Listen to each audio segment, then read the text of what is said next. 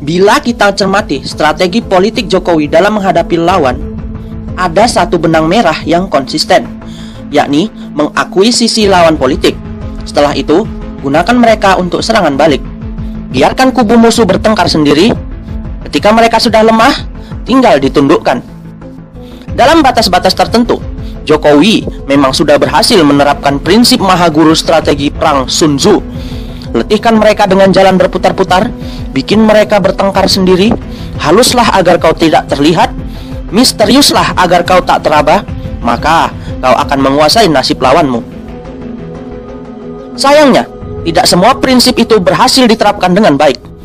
Kelemahan dalam mengidentifikasi, kesalahan pemilihan figur yang akan dijadikan proksi, serta lemahnya leadership Jokowi membuat semuanya menjadi berantakan. Semua senjata yang digunakan Jokowi pun tumpul dan malah berbalik menyerang sendiri. Senjata rekrutan terbaru yang kini tengah digunakan adalah Lanyala Mataliti. Berikut mari kita kupas siapa saja lawan politik yang berhasil direkrut Jokowi.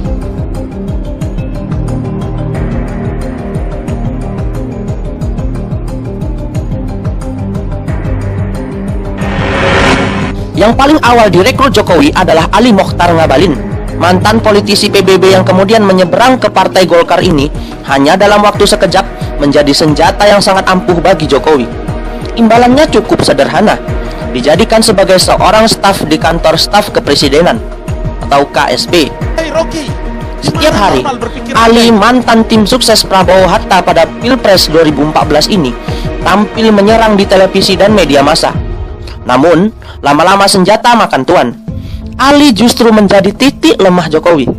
Gayanya yang konfrontatif tidak disukai publik, menimbulkan antipati, dan Ali secara perlahan mulai ditarik.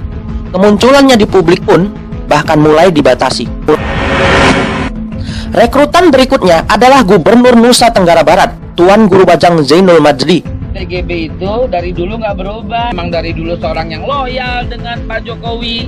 Tom P. Power, seorang peneliti dari Australian National University, menyebutkan TGB ditundukkan melalui kasus divestasi Newmont.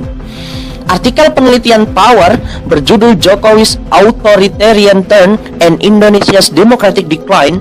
Saat ini format PDF-nya menyebar luas di medsos. Pada awal rekrutmen, TGB juga menjadi senjata yang cukup ampuh bagi Jokowi.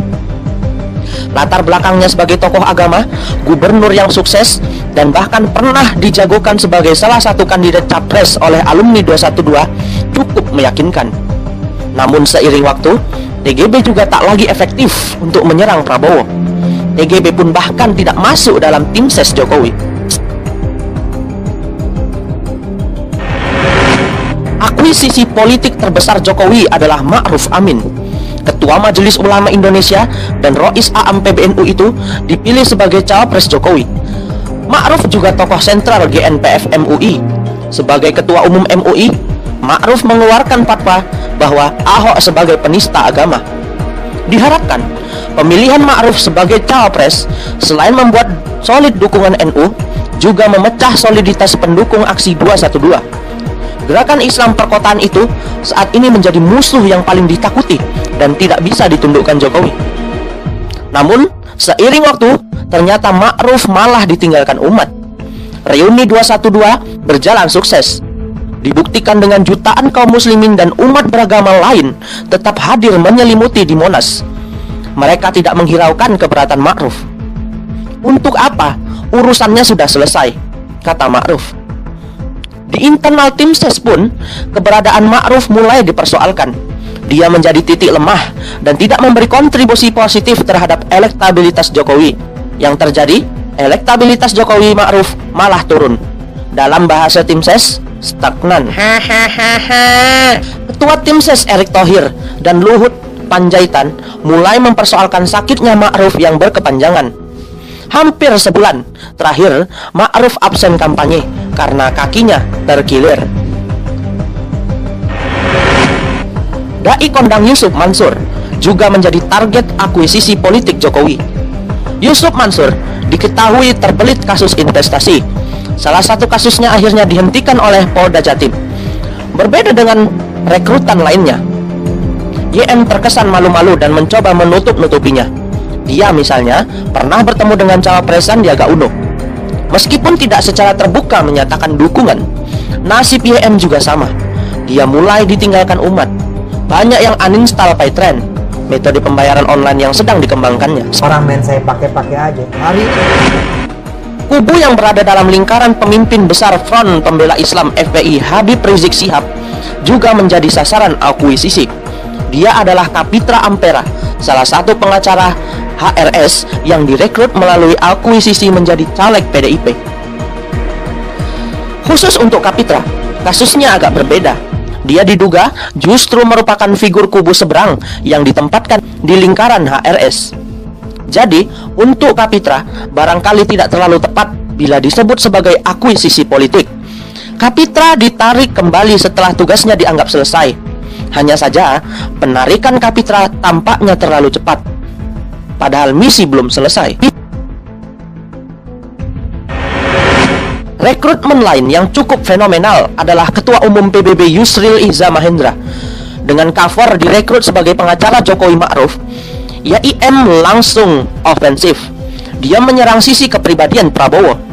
Tidak seperti pernyataan semula, hanya akan menangani masalah hukum. YIM lebih banyak bertindak sebagai politisi pendukung incumbent.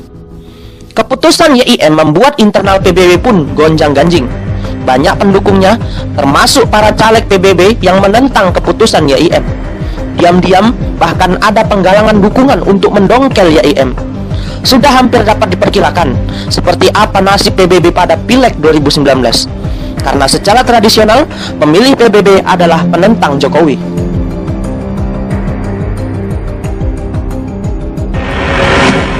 Nah, sekarang Jokowi sedang memanfaatkan akuisisi politik terbarunya, yakni Ketua Pemuda Pancasila Jawa Timur Lanyala Mataliti. Beberapa hari terakhir, Nyala aktif menyerang pribadi Prabowo. Dia misalnya menentang Prabowo menjadi imam sholat seperti Jokowi. Nyala juga berani bertaruh potong leher bila sampai Prabowo Sandi menang di Madura. Strategi ofensif Nyala ini diperkirakan tidak akan memberi manfaat elektoral bagi Jokowi. Yang terjadi malah sebaliknya. Reputasi Nyala yang kurang baik di Jatim justru berdampak negatif. Jokowi bakal mendapat imbas busuk. Peribahasa berlaku, kalau mau melihat seseorang, lihatlah siapa kawannya. Tetap dimanfaatkannya Nyala menunjukkan kekuatan politik Jokowi dalam melakukan akuisisi politik mulai menurun. Dia tidak lagi selektif, bahkan sudah mulai asal comot. Di luar para tokoh di atas, Jokowi dan timnya juga berhasil melakukan akuisisi politik yang fenomenal terhadap Ketua Umum Partai Perindro Haritano Sudipyo. Sebagai pendukung Prabowo pada Pilpres 2014, Haritano menyerah dan menyeberang menjadi pendukung Jokowi setelah kasus restitusi pajak mobil 8 diusut Kejaksaan Agung. Hari tidak aktif menyerang Prabowo Sandi. Namun, jaringan medianya MNC Group digunakan menjadi alat kampanye yang cukup efektif bagi incumbent. Pola yang sudah baku. Banyak figur kubu seberang yang ditarik, menunjukkan Jokowi dan timnya sedang mencoba menerapkan strategi Sun Tzu. Namun sayang, tidak cukup komprehensif. Mereka mencoba membuat musuh letih dan bertengkar sendiri. Namun caranya kurang halus, tidak cukup misterius, dan mudah teraba. Pola yang dimainkan kubu Jokowi sangat mudah terbaca. Sasaran utamanya adalah figur yang mempunyai latar belakang Islam atau punya posisi basis ketokohan yang kuat. Kecuali Kapitra dan Nyala, kasusnya berbeda. Satu lagi benang merahnya, semua figur lemah dalam prinsip, sangat mudah ditaklukkan dengan iming-iming politik atau tekanan hukum. Akibatnya malah berbalik. Figur publik yang dijadikan senjata politik itu menjadi senjata yang tumpul. Mereka ditinggalkan para pendukungnya. Yang terjadi, lawan malah semakin solid. Keberhasilan reuni 212 adalah contoh nyata. Penggalangan publik opini, stigma, bahkan teror bom handphone tidak berhasil mencegah jutaan massa berkumpul di Monas. Ketidakhadiran tokoh ulama penting seperti A. Agim, Ustadz Arifin Ilham, termasuk Habib Rizik, tetap membuat umat berbondong-bondong menuju Monas. Kegagalan berbagai operasi politik Jokowi ini tampaknya membuat Jokowi dan para pendukungnya bingung dan panik. Jokowi menyerukan para pendukungnya untuk membuat aksi tandingan. Dia misalnya berkali-kali mempertanyakan mengapa tidak ada aksi demonstrasi mendukungnya. Keyakinan Jokowi terhadap soliditas pendukungnya tampaknya mulai goyah. Kabarnya, ada rencana para pendukung Jokowi menggelar pengumpulan besar-besaran pada tanggal 20 Januari 2019 atau aksi 201 di Jakarta dan beberapa kota besar lainnya.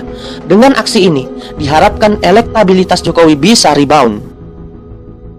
Belajar dari pengalaman aksi Parade Kebudayaan Indonesia 412 yang digelar oleh parpol pendukung Ahok, tak lama setelah aksi 212, bayang-bayang kegagalan memang tampak nyata.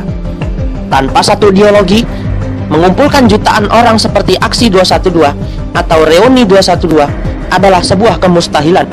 Kekuasaan dan kekuatan dana bukanlah jawabannya.